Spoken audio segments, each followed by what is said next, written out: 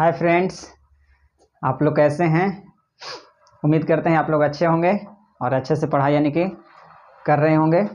और अच्छे से पढ़ाई करना भी ज़रूरी है, क्योंकि अगर अच्छा मार्क्स लाना है एग्ज़ाम में, बोर्ड एग्ज़ाम में, तो भाई मेहनत तो करना पड़ेगा। चाहे यानी कि जैसे मेहनत कीजिए आप लोग, अच्छे से मेहनत कोई करेगा बच्चा, निश्चित है उसका रिज़ल्ट बहुत अच्छा आएगा। और जो बच्चा अगर ठीक से अगर मेहनत नहीं करेगा, उसका खींच तीर के तो पास हो ही जाता है। पास होने के लिए कोई मामूली बात नहीं है, कैसे पास हो जाता है। लेकिन एक व्यक्ति होता है, उसको जानकारी मतलब कि पढ़ कर यानी कि अच्छे से जानकारी उसको लेकर यानी कि जब जब कोई पढ़ता है ना, वो काम लायक हो जाता है। ऐसे तो बोर्ड एग्ज़ाम बहुत पास कर जाते हैं, लेकिन तो चलिए आज देखिए, हम लोग एक आज क्लास 10th का एक बहुत ही शानदार टॉपिक पढ़ने जा रहे हैं। बहुत ही एक अच्छा टॉपिक पढ़ने जा रहे हैं, जिसका नाम है ट्रिगोनोमेट्री, यानी कि हिंदी में उसको यानी कि त्रिकोणमिति कहते हैं। बहुत ही यानी कि मस्त टॉपिक है, बहुत ही अच्छा है। और आप लोग जो है कि इसको आराम से यानी कि आज ही यानी कि देखिए, पार्ट 1 वीडियो बनाएंगे।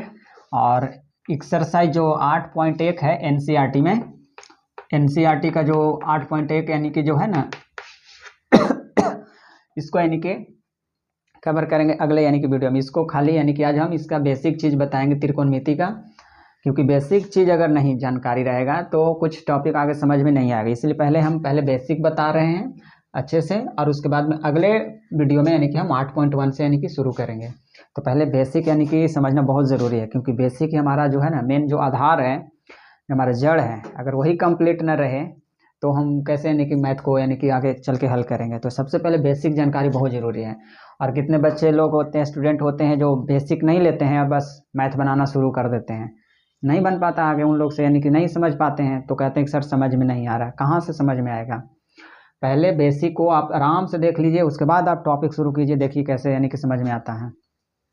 पहले आप बेसिक कंप्लीट कीजिए, उसके बाद गारंटी है कि आराम से समझ में आएगा 8.1 चैप्टर। तो चलिए हम स्टार्ट करते हैं ट्रिगोनोमेट्री का जो है ना त्रिकोणमिति। तो सबसे पहले तो ये समझते हैं कि त्रिकोणमिति आखिर पढ़ना क्यों ज़रूरी है। सबसे पहले तो ये समझना है कि त्रिकोणमिति का पढ़ाई क्यों किया जाता है, कहाँ पे इसका यूज़ होता है। बहुत सारे लोग यानी कमेंट्स करते हैं कि इसका यूज़ कहाँ करें। तो भाई यूज़ कहाँ करें, जैसे कि बहुत सारे यानी कि है हमारे लाइफ टाइम में, यानी कि हमारे दैनिक जीवन में इतने सारे यानी कि जो प्रयोग हैं, आप करके तो देखिए, समझ में आ जाएगा कि कहाँ पे किया जाएगा।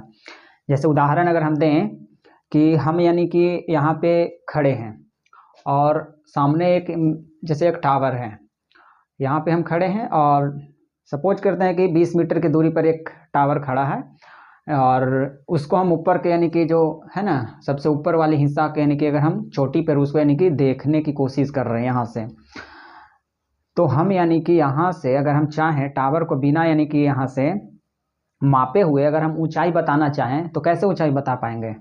सोचने वाली बात है। हमको ऊंचाई बताना है, या फिर यहाँ से हम खड़े हैं और आगे 10 मीटर की दूरी पर एक बहुत ऊंचा यानी कि बिल्डिंग है, और उस बिल्डिंग को अगर हमें ऊंचाई ज्ञात करना रहे, कैसे ऊंचाई ज्ञात कर लेंगे।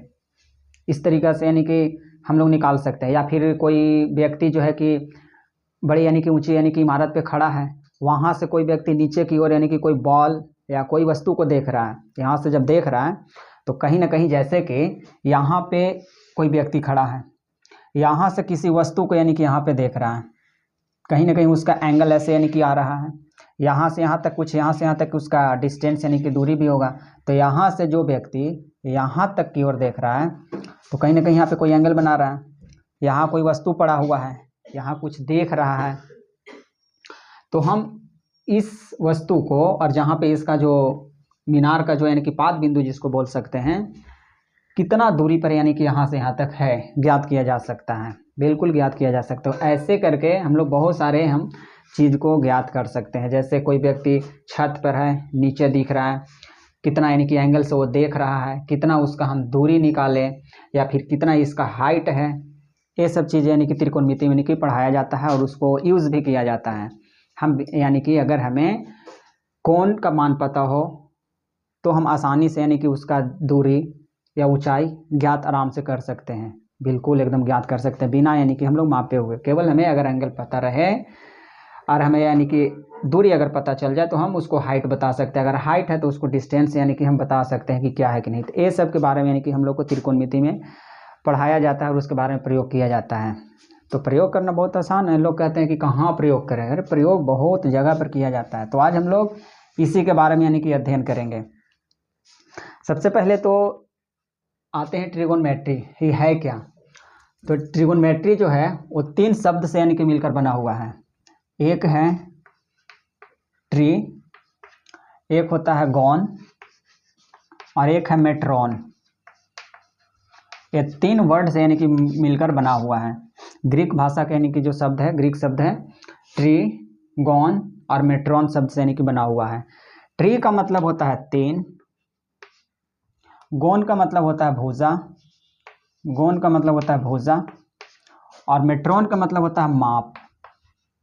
यानी कि हम कह सकें, अगर कहें तो इसमें 3 भुजाओं की माप यानी कि पढ़ना रहता है। यानी कि त्रिकोणमिति में 3 भुजाओं की माप के बारे में यानी कि हम लोग को अध्ययन करना होता है, उसके बारे में जानकारी प्राप्त करना होता है। और सबसे बड़ी खास बात यह है कि इसमें सारे यानी कि त्रिभुज का नहीं पढ़ना होता है, सिर्फ एक त्रिभुज के बारे में अध्ययन करना होता है और वह सिर्फ होता है जिसको हम लोग समकोण त्रिभुज बोलते हैं। समकोण त्रिभुज जिसका एक कोण 90 डिग्री का हो, तो समकोण त्रिभुज के बारे में यानी कि अध्ययन किया जाता है। ठीक है, अगर कोई पूछे कि त्रिकोणमिति में कौन से यानी कि त्रिभुज के बारे में अध्ययन किया जाता है, तो समकोण त्रिभुज के बारे में अध्ययन किया जाता है। इसको हम कह सकते हैं समकोण त्रिभुज।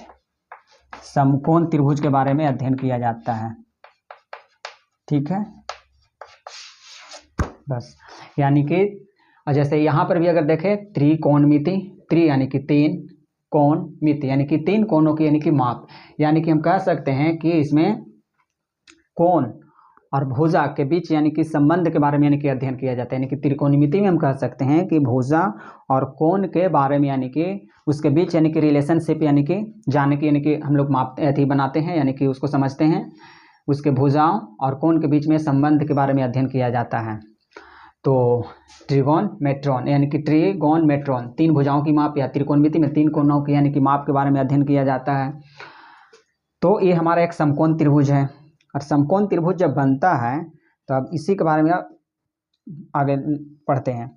ये जो समकोण त्रिभुज बना, ये जो नीचे यानी कि जो है इसमें 3 कंडीशन यानी कि तीनों यानी कि साइड का अलग अलग यानी कि नाम ही इसमें यानी कि दिया हुआ है। ठीक है, यहाँ पे कोई ना कोई तो एंगल यानी कि बनेगा ही, यहाँ पर भी कोई। तो जैसे कि ये नीचे है बेस है, जिसको हम लोग बेस बोलते हैं, जिसको हम लोग बी से डिनोट करते हैं बेस। इसको हम लोग हिंदी में आधार बोलते हैं। ठीक है, इसको हम लोग शॉर्ट में बी से यानी कि लिखने की काम करेंगे, लिखते हैं बी। उसके बाद ये हमारा है परपेंडिकुलर, ये हमारा जो सीधा एक लाइनिंग है जो खड़ा है ऊर्ध्वाधर बिल्कुल, इसको हम लोग परपेंडिकुलर बोलते हैं। यानी कि जिसको हम लोग पी से डिनोट करते हैं। और इसको हिंदी में अगर चाहें तो इसको हम लंब भी बोलते हैं, इसको ऐसे परपेंडिकुलर यानी कि बोलते हैं। और एक जो है हमारा ये वाला जो भुजा हुआ एक लाइनिंग, इसको यानी कि हाइपोटेनस यानी कि कहा जाता है, जिसको एच से डिनोट करते हैं। ठीक है, इसको हिंदी में यानी कि कर्ण बोलते हैं। ठीक है, तो ये हमारा हो गया बेस, ये हमारा हो गया परपेंडिकुलर और ये हमारा हो गया हाइपोटेनस यानी कि कर्ण जिसको बोलते हैं, जिसको हम लोग शॉर्ट में एच से डिनोट करेंगे, यहाँ पे बी से डिनोट करेंगे और इसको पी से डिनोट करेंगे। ठीक है, तो ये हमारा यानी कि हुआ। अच्छा, अब क्या होता है समकोण त्रिभुज हम कैसे यानी कि करेंगे। समकोण त्रिभुज है तो इसमें एक रूल है, क्या रूल है उसको भी यानी कि हम लोग देख के चलते हैं कि क्या रूल है। अब इसको थोड़ा सा इरेज करते हैं और अब इसके बारे में थोड़ा और जानकारी लेते हैं। जैसे कि अगर समकोण त्रिभुज है तो समकोण त्रिभुज तभी कह सकते हैं जब यानी कि ये लागू होता है। जैसे जो एच है भुजा तो पी है, एक बी है, तो जो एच का जो है एच जो है वो किसके बराबर होना चाहिए, तो ये होना चाहिए अंडर रूट पी का स्क्वायर प्लस बी का स्क्वायर का। यानी कि हम कह सकते हैं या फिर ऐसे भी हम कह सकते हैं कि जो एच का स्क्वायर है वो होना चाहिए पी का स्क्वायर प्लस बी का स्क्वायर के अगर रूल फॉलो करता है तभी हम कह सकते हैं कि यह समकोण त्रिभुज संभव है। एच का स्क्वायर यानी कि कर्ण का स्क्वायर बराबर यानी कि पी का स्क्वायर प्लस बी का स्क्वायर यानी कि लंब का स्क्वायर प्लस आधार का स्क्वायर अगर बराबर रहेगा तो हम कह सकते हैं कि समकोण त्रिभुज बन सकता है। अब यहाँ से हम बहुत सारे यानी कि निकाल सकते हैं। जैसे अगर केवल हमें एच निकालना हो या हमें केवल यानी कि निकालना हो, जैसे कि इसलिए अगर एच को निकालना हो, खाली एच हमें चाहिए तो ये स्क्वायर है तो इधर यानी कि इसको रूट चढ़ा देंगे और ये हो सकता है p का स्क्वायर प्लस b का स्क्वायर। ठीक है, अगर हमें केवल h चाहिए तो हम इस फार्मूले को यूज़ करके हम लोग h निकाल सकते हैं। यानी कि हमें पाइथागोरस के ट्रिक जो नियम है ना उससे यानी कि प्राप्त होता है। ठीक है, अगर इसको अगर हम कह सकते हैं, अगर कोई नाम अगर डाल दें a b c, तो जो AC हुआ जो h के बराबर है AC, तो हम कह सकते हैं कि AC का स्क्वायर बराबर होता है AB का स्क्वायर प्लस BC का होगा। यानी कि AB का स्क्वायर प्लस BC का स्क्वायर, यानी कि जो हम भुजा के नाम देकर यानी कि लिख सकते हैं, यानी कि बात वही है मिला जुला कर। तो ऐसे भी लिख सकते हैं या फिर ऐसे भी लिख सकते हैं, बात जो है दोनों में ठीक है। तो अगर हमें केवल P चाहिए निकालने के लिए, केवल अगर हमें P चाहिए तो P बराबर हम लिख सकते हैं अंडर रूट। ठीक है, H है तो यानी कि H का स्क्वायर इधर और माइनस, यानी कि P निकालना है यहाँ पे B रख लीजिए, H निकालना है तो POB यानी कि साथ में रखेंगे। अगर P निकल गया बाहर तो HOB बचा जो अंदर रहेगा। अगर हमें केवल B चाहिए अंडर रूट, इसको हम कह सकते हैं H का स्क्वायर माइनस P का स्क्वायर। बहुत आसान यानी कि है, इसको यानी कि आप याद रखिएगा क्योंकि आगे चल के बहुत काम देगा ये। अगर H निकालना है, केवल H में कर्ण में ही केवल प्लस होता है, बाद बाकी दोनों में माइनस होता है। ठीक है, तो H निकालना है तो P का स्क्वायर प्लस यानी B का स्क्वायर अंडर रूट में रहेगा। P निकालना तो H square minus B square, minus कर देंगे, इसमें भी माइनस कर देंगे। तो हमारा जैसे जैसे कोई फार्मूला यानी कि आते जाएगा हम यानी कि उसको बताते जाएंगे। आप लोग खाली ध्यान से एक बार बेसिक को देख लीजिए, गारंटी है कि त्रिकोणमिति को एकदम आराम से आप लोग जो है कि बढ़िया से धज्जियाँ उड़ा देंगे। ठीक है, तो ये कुछ हुआ। अब कुछ और भी यानी कि जानकारी लेते हैं। और क्या है, जैसे कि हमें त्रिकोणमिति में यानी कि 6 यानी कि त्रिकोणमितीय अनुपात हैं, 6 यानी कि होते हैं, वो 6 का नाम लिखते हैं। क्या क्या 6 है, तो जैसे एक होता है साइन थीटा, एक होता है कॉस थीटा, ठीक है, और एक होता है टेन थीटा। ठीक है, साइन थीटा, कॉस थीटा और टेन थीटा, यानी कि 6 यानी कि त्रिकोणमितीय अनुपात हैं। ठीक है, 6 यानी कि त्रिकोणमितीय अनुपात हैं। उसके बाद हम कहें तो कॉट थीटा, उसके बाद में हो गया सेक थीटा, और उसके बाद यानी कि होगा कोसेक थीटा। यानी कि अगर हमें 3 को भी अगर याद रहेगा, 3 उसका उल्टा है, यानी कि देखिए हम उसका अपोजिट ही लिख दिए हैं, साइन कॉस टेन, और इधर से है कोट सेक कोसेक। तो टेन का उल्टा कोट या कोट का उल्टा टेन, कोस का उल्टा सेक या सेक का उल्टा कोस, साइन का उल्टा कोसेक, तो कोसेक का यानी कि साइन हम कह सकते हैं। जैसे कि हमें साइन थीटा, तो अगर हम P/H कर दें, यानी कि लंब बटा यानी कि कर्ण किया जाए, तो साइन का मान हो जाता है। यानी कि साइन थीटा को हम कह सकते हैं यानी कि P/H, साइन थीटा को हम P/H कह सकते हैं। ठीक है, उसके बाद में अगर कॉस थीटा का बारी आए कि कॉस थीटा को क्या लिखेंगे, तो होता है B/H होता है, यानी कि कॉस थीटा को हम B/H कहेंगे। ठीक है, कॉस थीटा यानी कि B/H। केवल हमें 3 याद रखना है, बस आप 3 याद रखिए, 3 देखिए उसका उल्टा कर देंगे हम। उसके बाद में टेन, तो टेन का जो होता है ना वो P/ यानी कि B होता है, यानी कि P/B होता है, यानी टेन का मान जो होता है वो P/ यानी कि B होता है। ठीक है, टेन थीटा का मान P/B होता है। अगर ये 3 को पता हो गया, साइन कोस टेन है ना, साइन यानी P/H, कोस यानी कि B/H और टेन यानी कि P/B, अब बस तीनों को खाली बस उलट दीजिए, हो जाएगा। टेन का उल्टा कोट होता है तो इसको बस उलट दीजिए, B चला जाएगा ऊपर, P आ जाएगा नीचे। कॉस का अगर पता है B/H, कॉस का उल्टा सेक होता है, बस इसका अपोजिट कर दीजिए H/B। ठीक, और उसके बाद में अगर साइन का होता है P/H, तो साइन का उल्टा कोसेक होता है, कोसेक को बस यानी कि इसका अपोजिट लिख देंगे, H चला जाएगा ऊपर, P आ जाएगा नीचे, यानी कि कोसेक को हम H/P कहेंगे। ठीक है, और इसका एक देखिए, एक कोई कोई बहुत सारे यानी कि ट्रिक भी देते हैं, तो एक ऐसे भी यानी कि आप समझ सकते हैं। जैसे कि अगर हम यहाँ पे ऐसे लिख दें, एक ट्रिक है,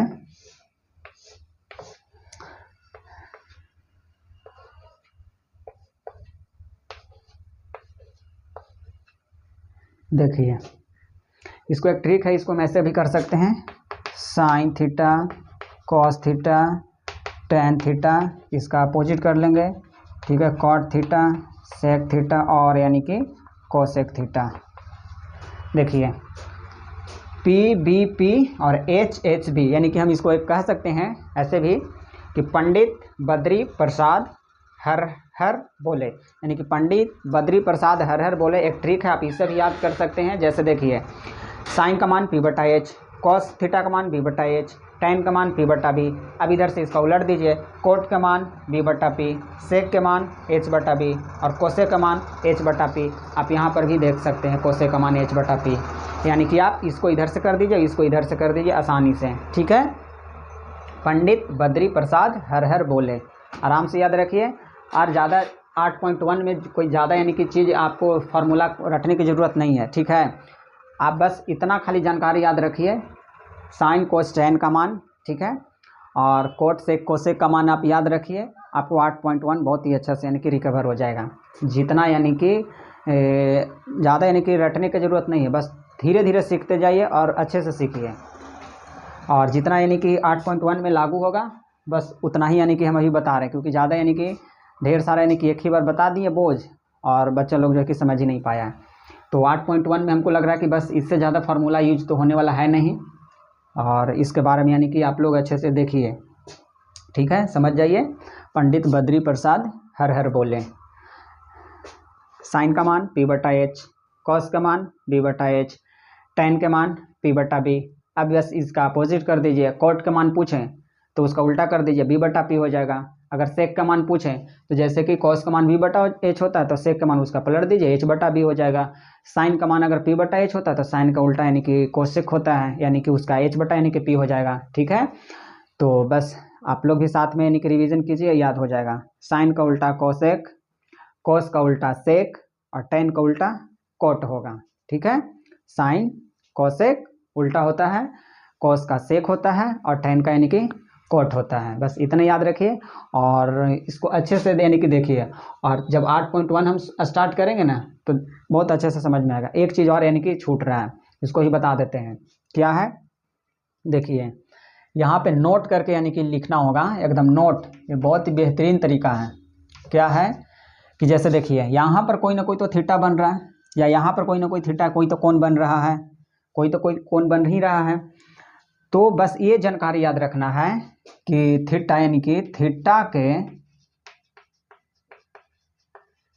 सामने वाला भुजा, यानी कि थीटा के सामने वाला भुजा लंब हो जाता है।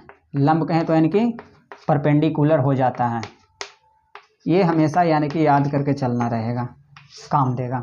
यानी कि थीटा के सामने वाला भुजा हमेशा यानी कि पी होता है। थीटा के सामने वाला भुजा हमेशा लंब होगा, यानी कि परपेंडिकुलर होगा, पी होता है। जैसे कि अगर हमसे पूछे कि साइन यानी कि सी का मान बताइए, यानी कि हमसे कोई पूछे कि साइन सी, यानी हमें देखिए कितना आसान है, सी अगर बोल दिया तो हमें सी तरफ से चलना है, यानी कि इस कोण तरफ से चलना है। तो आप खुद देखिए, थीटा हो गया कोई कोण, तो थीटा के सामने वाला जो भुजा होगा, थीटा के जस्ट सामने वाला भुजा लंब होगा, यानी कि पी हो जाएगा। अगर पूछ दे कि साइन ए का मान हमें लिखना है, ए तरफ से, ए तरफ से, ए तरफ से बोल दिया तो बस ए तरफ से चलना है, बस यही फर्क रखना। ए हो गया, इधर थीटा है तो थीटा के सामने वाला भुजा परपेंडिकुलर हो जाएगा, है भले यानी कि बेस है, लेकिन थीटा के सामने वाला भुजा थोड़ा देर के लिए यानी कि परपेंडिकुलर हो जाएगा, परपेंडिकुलर उसको मान लेंगे। थीटा के सामने वाला भुजा परपेंडिकुलर, यानी कि अगर इसको इधर से लिखना रहे तो हम कह सकते हैं, इसको अगर कोई नाम देना रहे थीटा के सामने वाला, तो हम कह सकते हैं क्या, यहाँ पे क्या बोलते हैं इसको, जैसे थीटा के सामने वाला भुजा यानी परपेंडिकुलर हो जाएगा तो ई हमारा यानी कि पी हो जाएगा, और हमारा यानी कि एच हो जाएगा इधर। तो हम इधर से यानी कि लिख सकते हैं, यानी कि बी सी चला जाएगा उप, यानी कि साइन ए के अगर मान लिखा जाए, ठीक है, तो हम कह सकते हैं, क्योंकि साइन थीटा का मान होता है p/h, साइन का मान होता है p/h, और थीटा का सामने वाला p यानी कि हमारा पी ई हो रहा है, तो हम यानी कि बी सी का मान जो रहेगा ऊपर रखेंगे, और उसके बाद में h, तो h यानी कि हमारे पास ए सी है, h हमें ए सी नीचे लिख देंगे। हम इस तरीक़ा से यानी कि लिखना होगा। जैसे कि फिर से एक बार बता रहे हैं कि अगर हमें कोई कहे देखिए कि tan a का मान ज्ञात कीजिए, तो सबसे पहले हमको याद होना चाहिए कि tan का जो फार्मूला होता है वो p/b होता है, लेकिन हमें कह रहा है कि ए तरफ से चलने के लिए, इसको कौन से चलने के लिए बोल रहा है, तो थीटा के सामने वाला p इधर हो जाएगा, थीटा के सामने वाला भुजा यानी कि परपेंडिकुलर होता है तो p तो हमारा ही हो जाएगा, यानी कि p को हम यानी कि बी सी यानी कि लिख सकते हैं, बी सी चला जाएगा ऊपर, और p होता है तो p तो हमारे पास p तो इधर हो गया, और बी हमारे पास इसका इधर हो जाएगा, यानी कि ए बी हमारे पास बी हो जाएगा। यानी कि ऐसे होना तो चाहिए था tan का मान पी बटा बी यानी कि ए बी बटा बी सी होना चाहिए था, लेकिन हमें ए तरफ से चलने के लिए बात कह रहा है, तो हम बी सी को ऊपर रखेंगे और ए बी को नीचे रखेंगे। क्यों? क्योंकि थीटा के सामने वाला पी ई हो रहा है मेरा, जब पी ई हो रहा है तो बी ई हो जाएगा, एच नहीं बदलता है, एच ज्यों का त्यों रहता है। उसी प्रकार अगर हमें केवल tan सी तरफ से अगर बोले कि tan सी तरफ से, यानी कि चलिए tan सी का मान क्या होगा, तो हम कह सकते हैं देखिए सी तरफ से तो थीटा का सामने वाला पी ई हो जाएगा, थीटा का सामने वाला भुजा पी हमेशा याद रखिएगा। तो पी देखिए पी को हम लिख सकते हैं ए बी और बटा बी हमारे पास इधर हो जाएगा, यानी कि ए बी सी होगा, ये नॉर्मल हो जाएगा।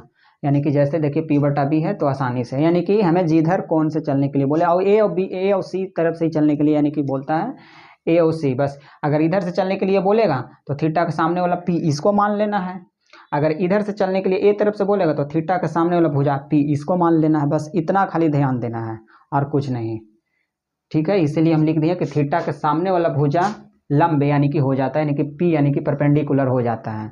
बस इतना आप लोग ध्यान से देखिए, अध्ययन कीजिए, और इसको जब यानी कि फिर से यानी कि हम बताएंगे तो यानी कि 8.1 यानी कि शुरू करेंगे तो यानी कि उसमें बताएंगे, ठीक है। तो आप लोग यानी कि इसका रिवीजन कीजिए और फिर यानी कि नेक्स्ट वीडियो में पार्ट 2 यानी कि हम बनाएंगे और तब यानी कि 8.1 यानी कि कवर करेंगे बहुत अच्छे से, ठीक है।